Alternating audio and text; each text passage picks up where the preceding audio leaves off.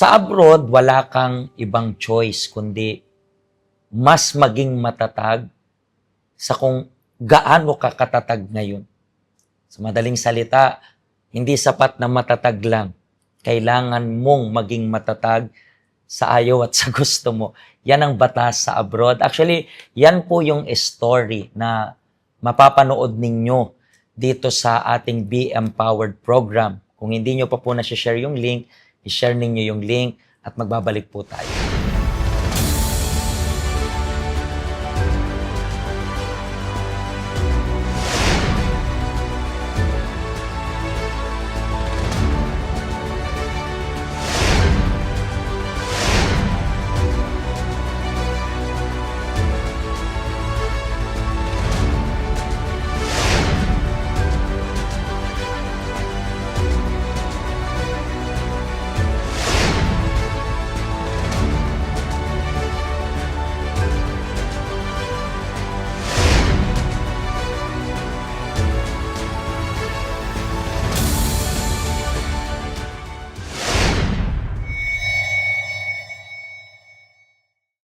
At nandito po tayo ngayon, kasama natin yung special guest natin.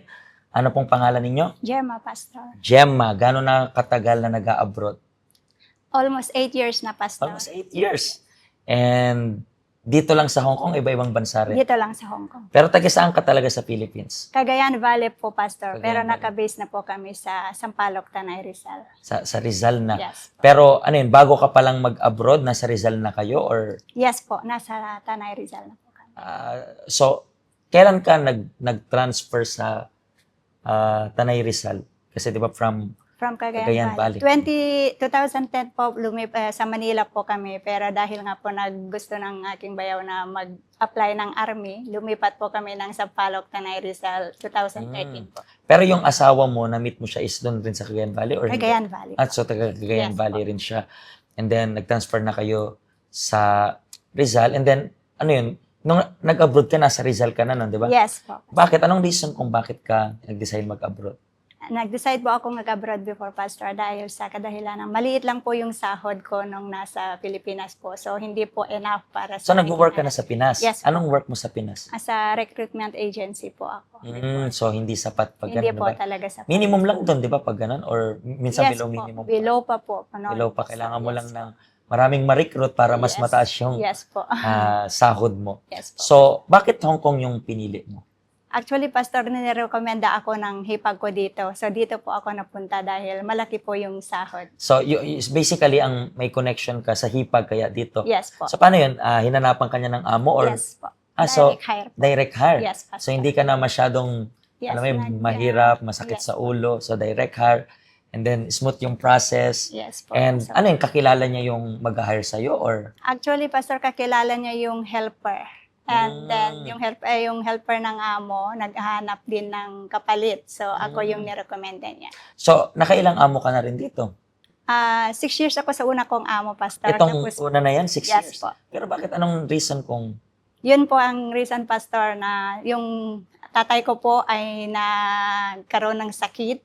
And then, ako po ay nagkaroon din po ng sakit, Pastor, at that time. So, hindi ko talaga alam kung ano yung, magulo na yung isip ko before. So, anong naging sakit ng tatay mo? acute appendicitis po, Pastor. So, paano yung acute appendicitis? Sumabog na? Parang gano'n or hindi naman?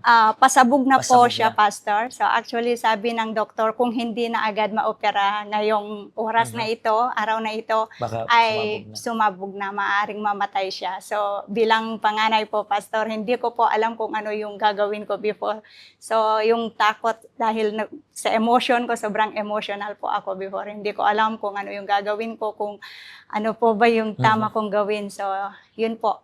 So, nag-decide kang umuwi nun or hindi naman? Hindi naman po, Pastor. Pero dahil kagagaling ko lang po sa bakasyon before, Pastor, wala po akong hawak na ganun kalaking pera para sa kanyang operasyon. So, So, anong ginawa mo? yun po, Pastor, umutang po ako sa aking amo. Dahil nga po, sabi ng aking kinakapatid dito, nag-ask din po ako ng help. Wala din po silang may bigay before. So, maybe you can ask help to your employer. So, sabi ko po, Pastor, talagang yung ano ko po, Pastor, binaba ko talaga yung pride ko. Sabi ko pa, amo, kailangan ko po ang pera dahil ang papa ko. Pinakita ko po yung picture ng papa ko na nakaratay sa hospital noon. Saan na Pastor. nangyari? So, pinautangan naman niya po ako, Pastor. Mga magkano Salamat rin po. yun? Umutang po ako ng 10,000 Hong Kong Hong Kong dollar. dollars. Yes po. And then, paano yung kaltasan niyo sa sahod mo nun? Yes po, Pastor. Kaltasan po siya. Monthly po, dinededuct po niya. Pero dahil nga po dun sa utang na yun, Pastor, nagkaroon ako ng utang na loob. So, dahil dun po, Pastor, kahit day off ko po, nagtratrabaho na po ako. Ano yan? Kasi inuobliga ka niya or hindi naman? Hindi naman po, Pastor, Parang- pero sa kaisipan na dahil may utang na loob ako sa kanya. So, sabi niya, I need your help, you can work. So, it's okay. So, pandemic din doon, Pastor. So, talagang Subsuban todo, ng sub trabaho. na ng trabaho para sa family. Wala na akong ibang inisip kundi magtrabaho. So, ilang para months sa mo na family. bayaran yung utang na yun? Actually, Pastor, ginawa kong 5 months lang po kasi 2,000 deduct Yan mo, talagang Yes po, kalahati talagang talaga. kalahati, Pastor, kasi actually ayaw ko din talaga sanang umutang pero sa Pero bakit hindi ka na nag-renew sa kanila? yun na po yun, Pastor, yung time na ako din yung nagkaroon ng sakit. Kasi isang araw nagising ako, Pastor, na di ko kayang igalaw yung balakang ko. Kasi subsob na sa So, trabaho, di ba? Pagod na po. Parang ano po, Pastor, na over-fatigue po talaga ako. So, kailangan mo that time umuwi sa Pinas o hindi naman? Dinala nila ako, Pastor, sa Sa hospital. hospital. Yun din po, sabi ng clinic, kasi dinala Mhm. muna ako sa clinic, maybe acute appendicitis. Yun din po yung the same sa aking father. Pero nung dinala ako doon sa hospital, ang diagnose nila, I have tawag dito, wrong tissue na tumubo sa aking tiyan, na kung tawagin po yun, Pastor, is gallbladder. So, maaari siyang maging cancerous or non-cancerous po. So, at that time, doon na po talaga ako na-depress na sobrang hindi, kasi curious ako kung ano yung sakit ko, So, search nag-search dyan, ka search dito. So, parang mas lalong naging magulo na yung isip ko, hindi ko na alam kung anong gagawin ko.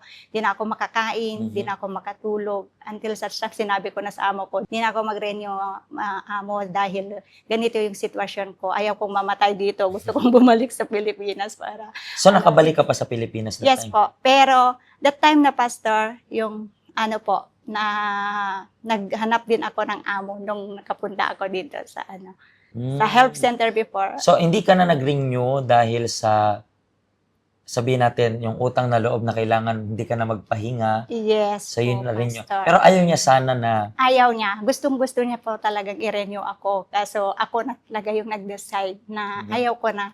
Gusto ko na munang magpahinga. Kasi humingi ako ng... pero hindi niya alam na nakahanap ka na rin ng bagong employer that time o hindi naman? hindi pa niya alam noon na may nahanap akong bagong employer.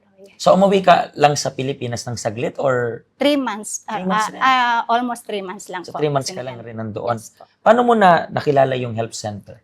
Nakilala ko po yung health center sa pamamagitan ng aking kinakapatid. Actually, hindi ko alam na kung saan niya ako dalhin, sabi niya sa akin. May importante tayong pupuntahan, sabi niya. Sabi ko, saan yun? Dinala niya po ako dito sa health center. And then yung pag-attend mo, pagpunta mo sa health center, anong mga tulong yung naibigay sa'yo?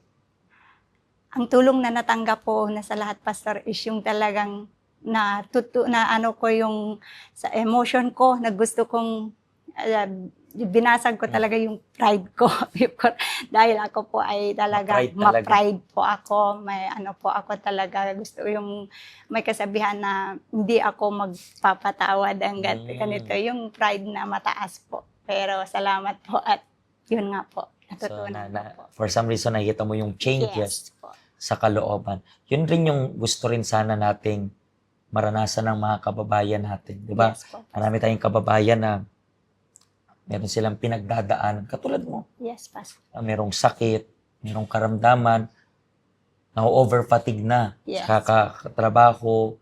Bakit? Kasi mahirap dito sa abroad. Mahirap. Alam mo yan, medyo matagal ka na sa abroad. And then minsan yung family members sa Philippines walang idea kung gaano kahirap dito. Yes. Diba? That's why kayo po na meron ring pinagdadaanan. Sakit, karamdaman, anumang issue sa buhay ninyo. Yung health center bukas each and every day Ang gusto lang po namin, bisitahin nyo kami at tutulungan namin kayong maging matagumpay sa lahat ng pinagdadaanan ninyong problema. Bisitahin nyo lang po kami. Nandito kami para tulungan ang bawat isa sa inyo. Samahan nyo po muli kami sa next episode ng ating Be Empowered para sa OFW na program at makakarinig ulit kayo ng napakaraming interesting at very inspiring stories ng kababayan nating Filipino dito sa Hong Kong. Pagpalain po kayo ng Diyos. Hello, ako po si Pastor Joshua dito po sa UCKJ Health Center dito po sa Hong Kong. At yung mga napanood nyo pong testimony ay mga testimony ng mga OFW dito sa Hong Kong. Pero I believe makaka-relate rin naman kahit nasaan po kayong bansa. Basta OFW. Ang health center po natin ay walang pinipiling religion. Base na rin po sa name, Health Center. Kung kailangan nyo po ng karagdagang information, nandito lang po sa baba lahat ng information na kailangan ninyo.